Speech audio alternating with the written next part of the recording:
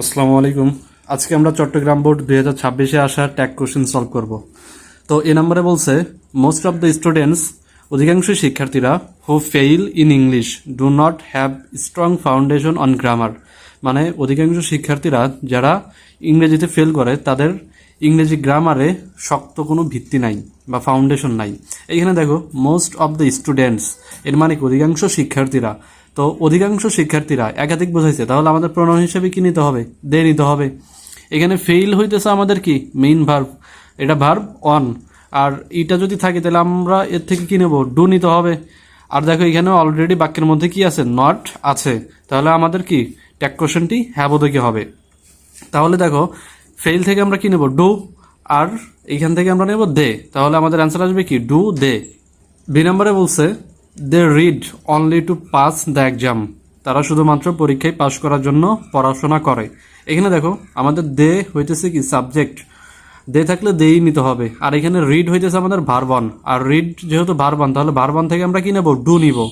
এখানে তাহলে আমাদের বাক্যের মধ্যে কোথাও কোনো নেগেটিভ ওয়ার্ড নাই, এই কারণে আমাদের কি করতে হবে? ডু এর সাথে কি করব? আমরা এনকোমাটি যোগ করব। তাহলে আমাদের অ্যান্সার আসবে কি? ডন্ট। আর এখানে দে আছে, তাহলে কি অ্যান্সার আসবে? দেই, দে, ডন্ট দে।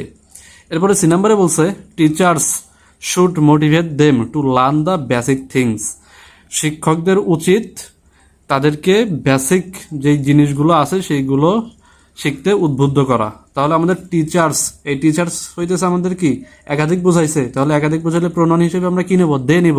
আর এখানে শুড হইতেছে আমাদের অক্সিলিয়ারি ভার্ব, যেহেতু শুড আছে তাহলে আমাদের শুড দিয়ে কাজ করতে হবে। আর বাক্যের মধ্যে কোথাও কোনো নেগেটিভ ওয়ার্ড নাই, এই কারণে আমাদের কি শুডের সাথে এনকোমাটি যোগ করতে হবে। তাহলে স্টুডেন্ট আর টিচার্স থেকে আমরা কি নেব? দে নেব। স্টুডেন্ট দে, এটা আমাদের অ্যান্সার। ডি নম্বরে বলছে they can not help learning grammar, তারা ইংরেজি না শিখে তারা গ্রামার না শিখে থাকতে পারে না।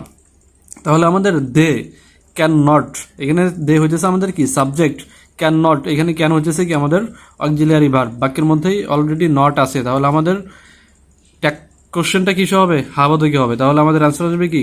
Can they, can they. ই নম্বরে বলছে মোরওভার, তাছাড়া প্র্যাকটিস ইজ এসেনশিয়াল টু, অনুশীলন করাও কি প্রয়োজন। এখানে আমাদের প্র্যাকটিস হইতেছে কি বস্তুবাচক সাবজেক্ট, এই কারণে আমাদের বস্তুবাচক বোঝাইলে কি করতে হবে? প্রোনাউন হিসেবে ইট নিতে হবে। আর আমাদের এখানে ইজ আছে, অ্যাম ইজ আর ওয়াজ আর, যদি এইগুলো থাকে তাহলে আমাদের অ্যাম ইজ আর ওয়াজ আর এইগুলো নিয়েই কি করতে হবে? কাজ করতে হবে, অর্থাৎ অক্সিলিয়ারি ভার্ব নিয়ে কাজ করতে হবে। তাহলে বাক্যের মধ্যে কোথাও নেগেটিভ ওয়ার্ড নাই, এই কারণে আমাদের কি করতে হবে? Is and it, is and it, এটা হইতেছে আমাদের অ্যান্সার।